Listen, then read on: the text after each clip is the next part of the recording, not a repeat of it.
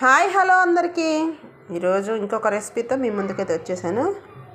వేడి వేడి అన్నం ముందే పెట్టేసుకున్నాను వీడియో షూట్ చేయడానికి ముందు. కాలిపోతుంది.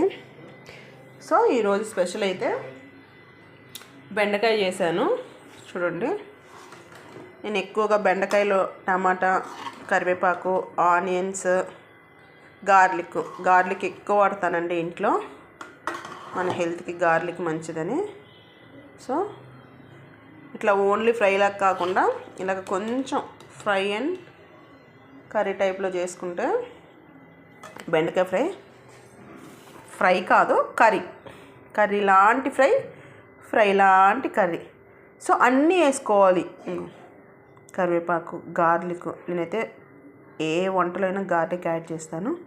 ఒక 2 టమాటాలు వేసాను. సో ఇట్లా ఫ్లేవర్ బాగుంటుంది. టేస్ట్ అయితే చూస్తున్నాను,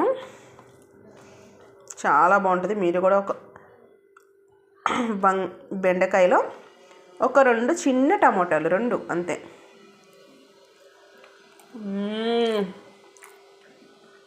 బా నెక్స్ట్ లెవెల్ అండి. అసలు బెండకాయ కర్రీ తినని వాళ్ళు కూడా తింటారు. మా చిన్నప్పుడు బెండకాయ కర్రీ తింటే మ్యాథ్స్ బాగా వస్తాయని చెప్పేవాళ్ళు.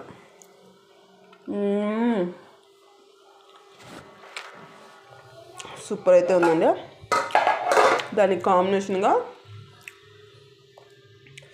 రసం అయితే చేశాను. ఈ రసంలో కూడా బెండకాయలు వేసానమాట. ఈరోజంతా బెండకాయ స్పెషల్. ఇట్లాగ టమాటా రసంలో ఒక 4 బెండకాయలు, ఆనియన్, కొంచెం అల్లం వెల్లుల్లి పేస్ట్, కొంచెం గార్లిక్ వేసుకొని పోపు వేసుకొని రసం పెట్టుకుంటే నెక్స్ట్ లెవెల్ అండి. ఎంతైనా ఏ కర్రీ ఉన్నా రసంతో తింటే ఆ కిక్కే వేరుంటుంది కదండి. సో నేను రసంతో కూడా టేస్ట్ చేస్తాను.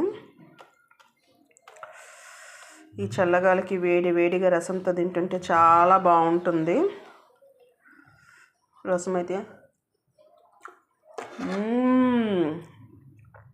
వావ్, వేడి రసంతో తింటే గొంతుకు కూడా జలుబు చేసిన వాళ్ళకి హాయిగా ఉంటుందండి. 1 వీక్ నుంచి కోల్డ్తో అసలు టేస్టే లేదు, కానీ రసంతో తింటుంటే సో హెల్దీ కర్రీస్ చేసుకొని హెల్దీగా తినండి. ఆయిల్ తక్కువ వేసుకోండి. ఎవ్రీడే కూడా ఒక రసంతో తినండి. గట్ హెల్త్కి చాలా మంచిది. Okay, bye. సూపర్ అయితే ఉన్నాయండి curries. Please like, share, subscribe my channel please. Bye.